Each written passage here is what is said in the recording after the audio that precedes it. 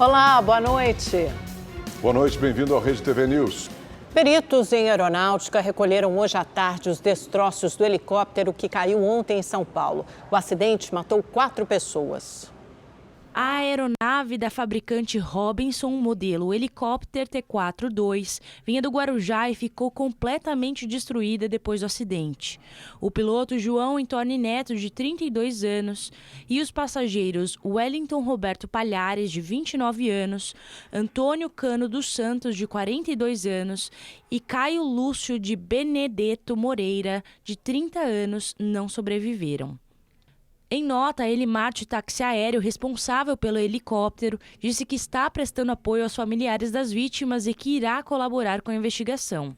O representante da empresa, Sérgio de Carvalho, afirmou ainda que o piloto era experiente e que não há qualquer irregularidade com as aeronaves. Todas as aeronaves, não só essas, estão devidamente cadastradas, reguladas, revisadas, com acompanhamento diário, inclusive dos órgãos federais, estaduais. Foi a cerca de 2 quilômetros aqui do Campo de Marte que a aeronave caiu. Antes da queda, o piloto chegou a pedir autorização para pousar e não houve relato de qualquer tipo de problema técnico à torre de comando. O motivo da queda ainda será apurado pelo Centro de Investigação e Prevenção de Acidentes Aeronáuticos, o CENIPA. Mas, segundo especialistas, a peça principal para descobrir o que de fato aconteceu é a cauda do helicóptero. Nesta imagem você percebe que o rotor, a cauda, está faltando uma peça. E esta imagem, vai ser muito importante. Na realidade, como eu já disse, há uma peça que foi resgatada a 500 metros do local. Aquela peça faltante, mais essa imagem, vai ser montado um quebra-cabeça interessante, unindo essas duas peças, vai sim ter uma interessante linha de investigação para chegar à conclusão. Daniel destaca 2 possibilidades que podem explicar o que aconteceu. Essa peça já foi recuperada e vai ver, por exemplo, se chocou, colidiu com um pássaro, vai ter vestígio de pena, de sangue. Se colidiu com um objeto, drone, vai ter vestígio. Tá? Então, a análise dessa peça vai ser muito importante para elucidar. Um laudo elaborado pelo CENIPA deve apontar as causas do acidente. Ainda não há prazo para a conclusão das investigações. Um trem com passageiros descarrilou em São Paulo. Apesar do susto, ninguém ficou ferido. O descarrilamento aconteceu na linha 8 Diamante na manhã de hoje. Após o acidente, os passageiros ficaram presos nos vagões sem ar-condicionado e não conseguiam usar o botão de emergência. Essa mulher passou mal e precisou ser socorrida. Alguns passageiros se juntaram para abrir as portas. Muitos desceram e caminharam pelos trilhos. Desde o ano passado, esse é o 6º descarrilamento envolvendo trens da Via Mobilidade. A empresa é responsável pela administração das linhas 8 Diamante e 9 Esmeralda. Em nota, a Via Mobilidade informou que ninguém ficou ferido e lamentou os transtornos causados pelo acidente. 6 pessoas morreram em um acidente envolvendo uma carreta e um carro de passeio na BR-493, na altura de Guapimirim, na Baixada Fluminense.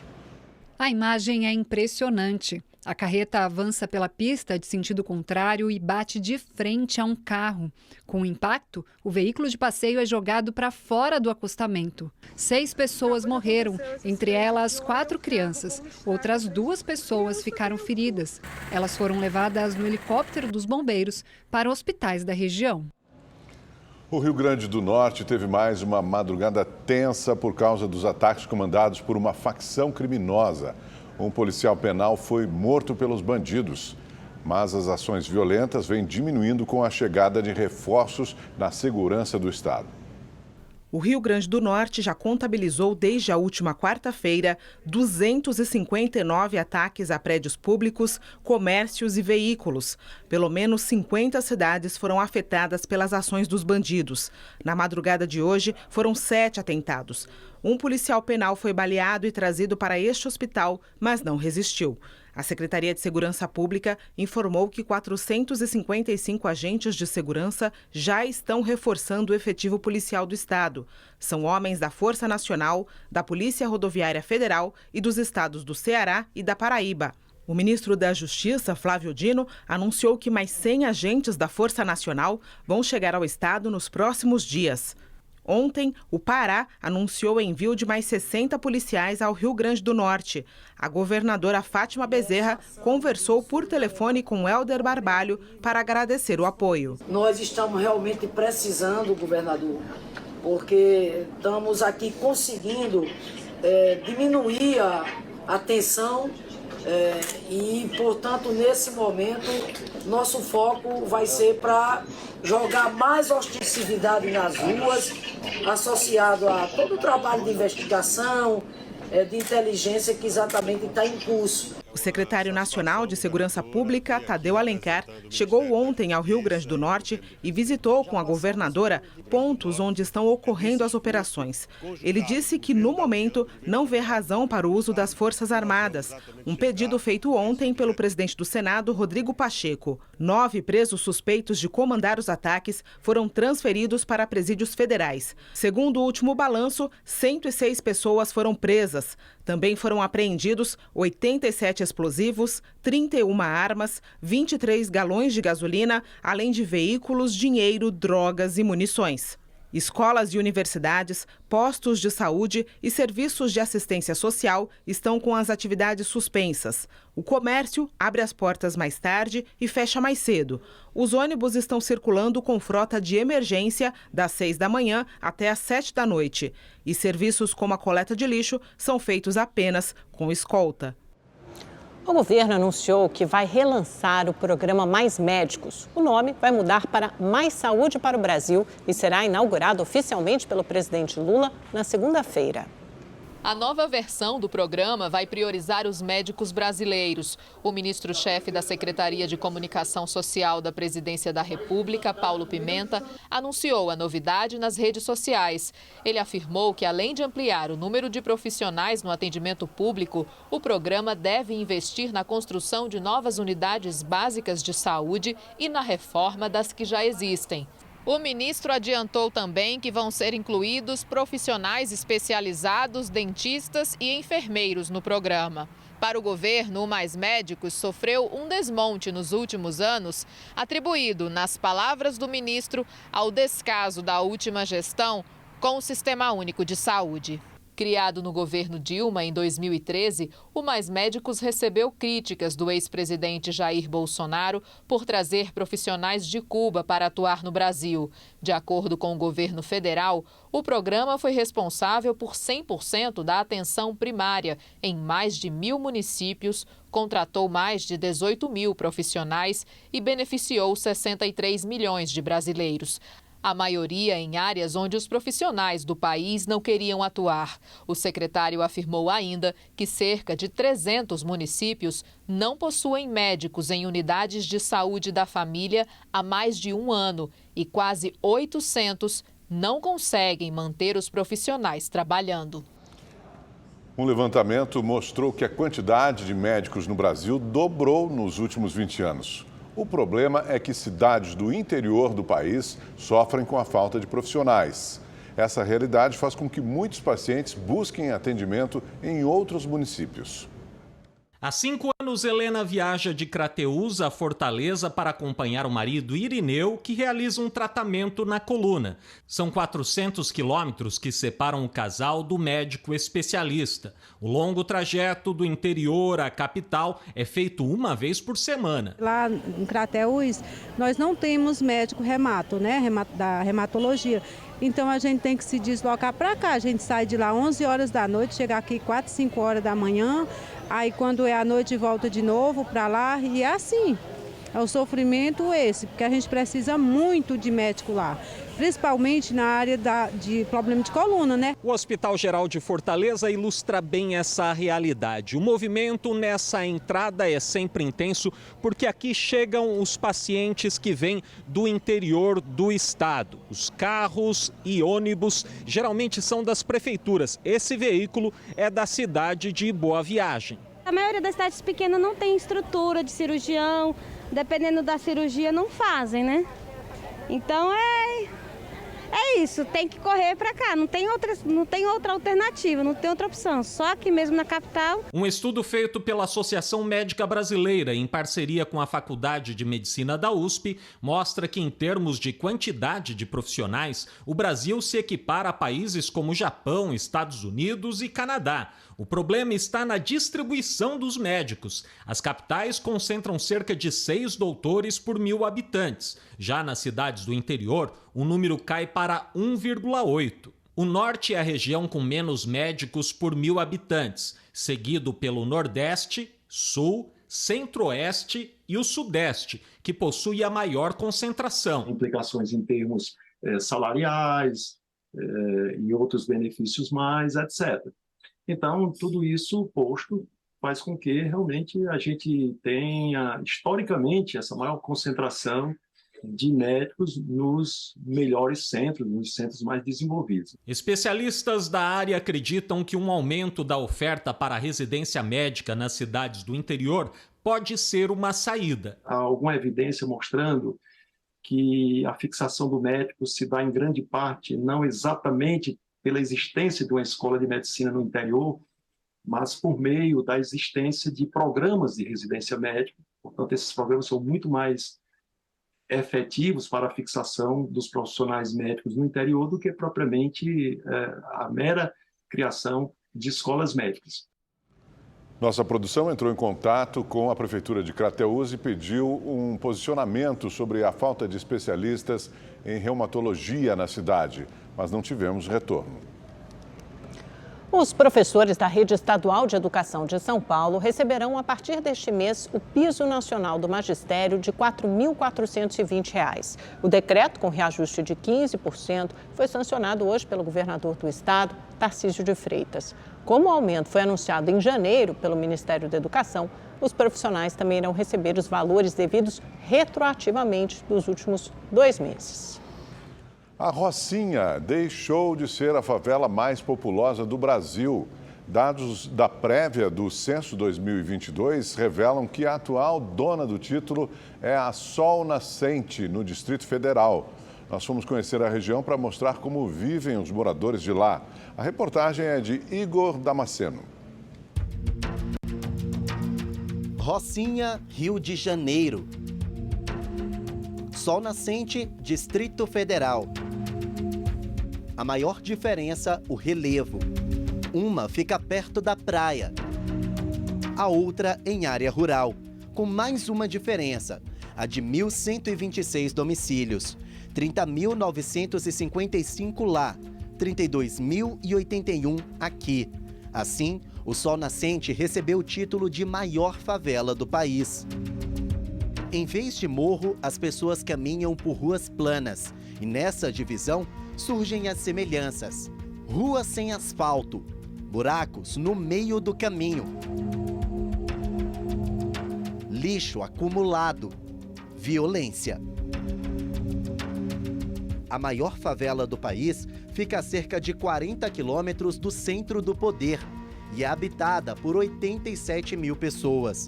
A gente precisa de um asfalto aqui, a gente precisa de que melhore essa questão dos buracos. Isso traz prejuízos financeiros pra gente. Pra gente que não tem condição de morar lá no centro, é bom. O ruim é isso aí, esses buracos, ônibus que é longe, comércio que é longe. Licença, tudo bem com o senhor?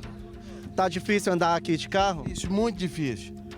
Subindo aqui tá muito difícil mesmo, viu? O carro quebra direto. Quebra direto. O censo demográfico também revela outro problema. Cerca de 40% dos jovens não estudam nem trabalham. Nas áreas mais remotas, não há escolas, nem transporte público. Com a falta de investimentos, a criminalidade cresce.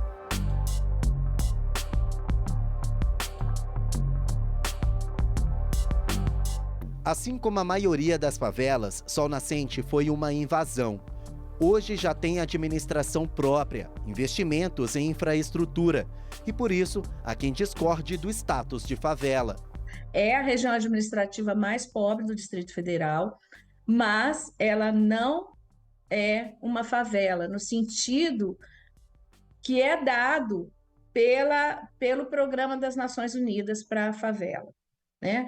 Uma favela, por definição, ela é formada por habitações precárias, muita miséria, falta de saneamento, falta de infraestrutura urbana e a ausência do Estado lá. E não é isso que acontece com o Sol Nascente. Já tem água encanada legalmente, esgoto, rede de drenagem, sem falar que temos escolas, temos uma UBS e agora vai ser entregue o terminal rodoviário, o restaurante comunitário. Favela ou não, quem mora aqui tem orgulho e esperança. A gente não quer ser visto como favelados, a gente não quer ser visto como pobres, a gente quer ser visto como cidadão que levanta de madrugada, que trabalha, que chega tarde em casa, que luta pelo direito dos nossos filhos. Uma cidade dessa com vários problemas, que nós temos ainda vários problemas aqui na cidade, mas graças a Deus nós temos evoluído cada ano que passa nós temos melhorado. A tragédia que atingiu o litoral norte de São Paulo completa um mês amanhã. O repórter Giovanni César está na região e conversa com a gente ao vivo. Boa noite, Giovanni. Primeiro, eu queria saber como é a sensação de voltar ao local da tragédia que você cobriu tão bem durante uma semana. Você ficou aí em São Sebastião, no litoral norte de São Paulo. E também sobre essas pessoas que só estão voltando para casa agora.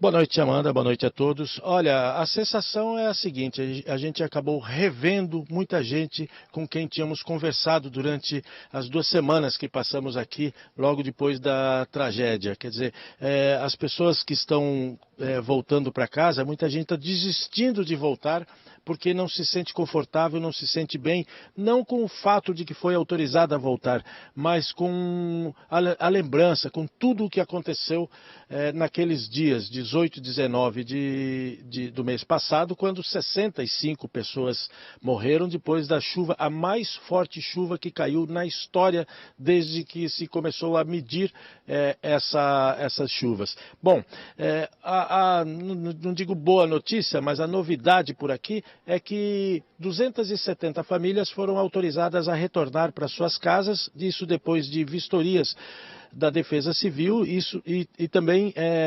a Defesa Civil vistoriou 900 casas. Dessas 900, 270 foram liberadas para que os moradores retornassem, né? Muitas casas que estão em área de risco, as pessoas nem sequer deixaram essas casas e disseram que não vão deixar porque não tem para onde ir. Mas o pessoal da CDHU está visitando, batendo de porta em porta e também montou um trailer aqui para atender a população, para cadastrar pessoas para programas de moradia popular.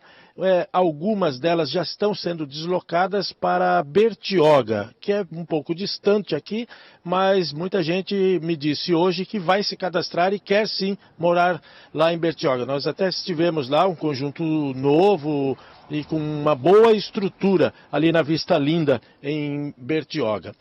Bom, hoje, durante o dia, também muita gente nos procurou para reclamar da falta de comunicação, de um canal de comunicação mais direta com o poder público, dizendo que recebem muita informação através da imprensa e que as pessoas do poder público não se deslocam e não conversam com elas. Eu conversei com o prefeito, Felipe Augusto, ele me garantiu que tem circulado na medida do possível, tem conversado com a população, que está, de certa forma, muito carente também nesse momento. E ele disse que amanhã vai participar de uma missa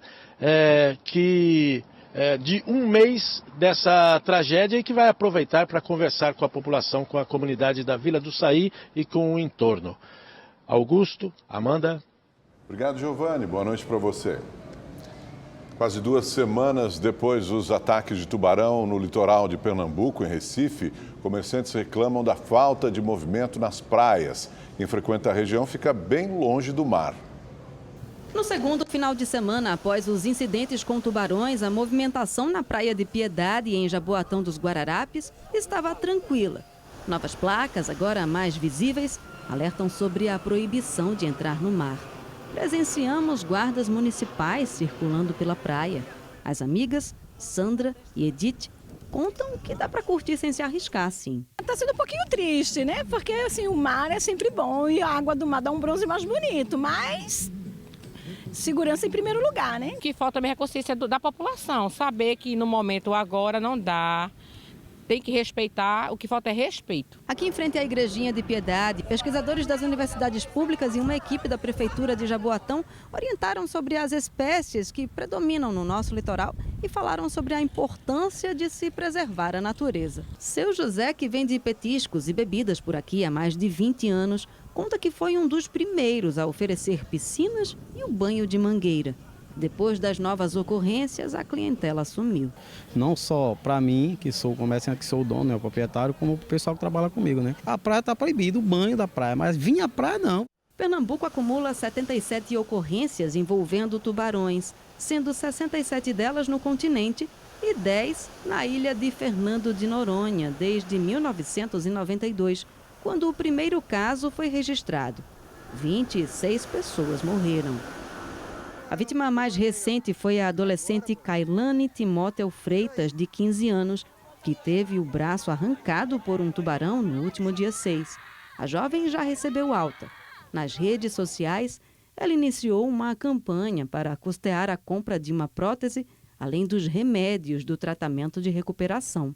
Segundo pesquisadores, a espécie envolvida nos últimos incidentes com tubarões na costa pernambucana é o tubarão-tigre, um animal que pode chegar a medir 6 metros de comprimento. A mandíbula do tubarão-tigre, os dentes dessa mandíbula, eles são iguais, tanto na parte superior quanto na parte inferior. São dentes triangulares e serrilhados, tá? O que confere, na hora da investida, uma potência muito maior. O último fim de semana do verão foi de calor e praias cheias no Rio de Janeiro. O outono começa na segunda-feira, trazendo temperaturas mais amenas. O sábado foi de sol e programação intensa para cariocas e turistas. Praia, passeio turístico, Cristo, bondinho. Voo de asa delta, muito bom. A estação, que em fevereiro chegou a registrar sensação térmica de 58,3 graus, termina às 6h25 da noite de segunda-feira. Mas tem gente que ainda quer aproveitar muito até lá. O calor tá demais, hein? Agora eu vou lhe dar um mergulho, não posso perder tempo não. O fim desse verão marca também a reta final de um fenômeno natural que predomina há cerca de 3 anos.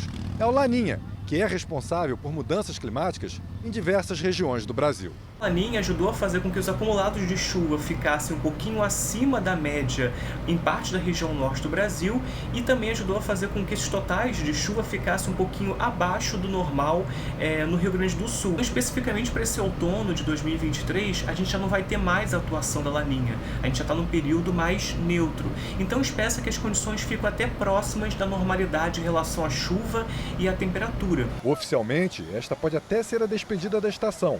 Mas para o carioca, ainda tem muito calor pela frente. A gente, Rio, carioca, tem...